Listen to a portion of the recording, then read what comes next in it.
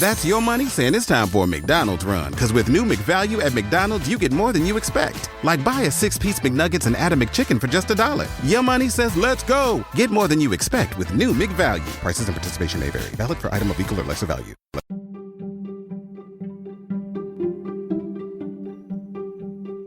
I'm Dr. Sky, and welcome, ladies and gentlemen, to the Dr. Sky Experience as we talk about episode number 19 of our monthly Sky Updates. You're listening to Talk Radio 77 WABC out of New York City, around the nation, around the world, and around the universe. We call it the crown jewel of radio, the iconic Talk Radio 77 WABC. Our Dr. Sky Experience Sky Update is current for mid-March 2023. And we find out lots of exciting things that are going on above our heads, and we always begin with the moon, Earth's nearest neighbor. We find out that the moon reaches its last quarter phase on the 15th, meaning it rises just around midnight and is either high or low in your sky, easily visible in the sunlit sky. The moon is closest to us on the 19th, we call it perigee, and then we move on to the vernal equinox, which takes place for us here, ladies and gentlemen, on March the 20th, 5:24 p.m. Eastern Daylight Time.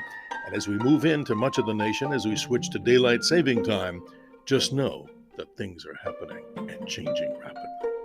For planets, we look into the southwestern sky and see the ever-growing separation of the two in a great love affair. Venus, the goddess of love and beauty, moving rapidly away from her partner Jupiter, but without emotion. It's all about what's happening in celestial dynamics and what we call sacred geometry. Simply look for both objects, easy to see with the naked eye, as the planet Jupiter encroaches closer into the evening twilight, while Venus seems to run away from the light of the sun and get higher in the sky. What we talked about last week with John Catsimatidis and the Cats Roundtable is quite interesting. We mentioned the International Space Station moving out of the way of a satellite to avoid collision. We found that on March the 6th, the International Space Station fired its thrusters on the Progress 83 supply vessel for more than 6 minutes to move the large station away from an Argentinian satellite known as NewSat 17. But did you know, since 1999, the International Space Station has made 32 course corrections to avoid space debris from material like, satellites and space junk.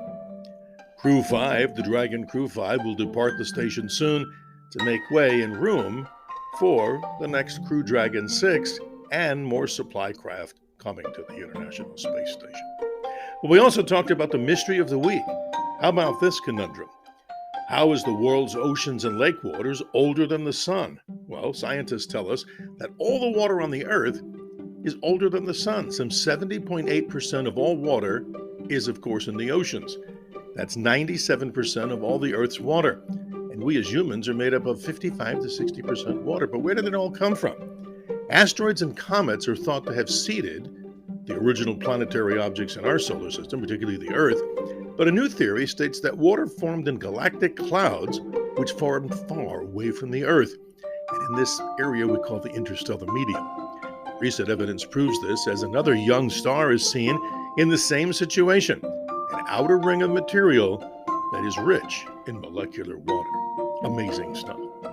We always talk about that here on Talk Radio 77 WABC weekly with John Catsimatidis and the Cats Roundtable, and then bi-weekly with Frank Morano on the other side of midnight at 1 a.m. local time, East Coast time. But we asked Frank, and he agreed to temporarily change the name of the other side of midnight to bring our bi-weekly hour, to the infinite side of midnight, talking about great things in the world of astronomy, space, aviation, and weather, and so much more, with American exceptionalism brought about and into this particular Dr. Sky experience right here at WABCRadio.com. And don't forget, you can also search around for the Dr. Sky Experience blog with great information on the topics that we just talked about.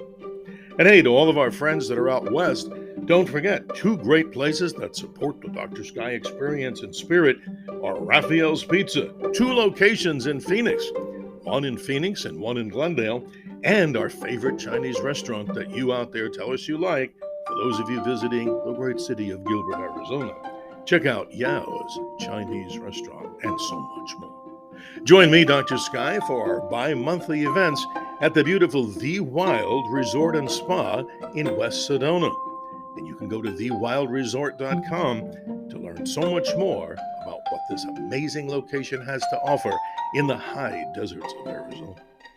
Dr. Sky wishes and reminds you to always remember to keep your eyes to the skies as there's always something amazing happening in our skies. As we sneak peek into the month of April, the first of the regular series of decent meteor showers will take place by around April 20th, and that is known as the Lyrid meteor shower.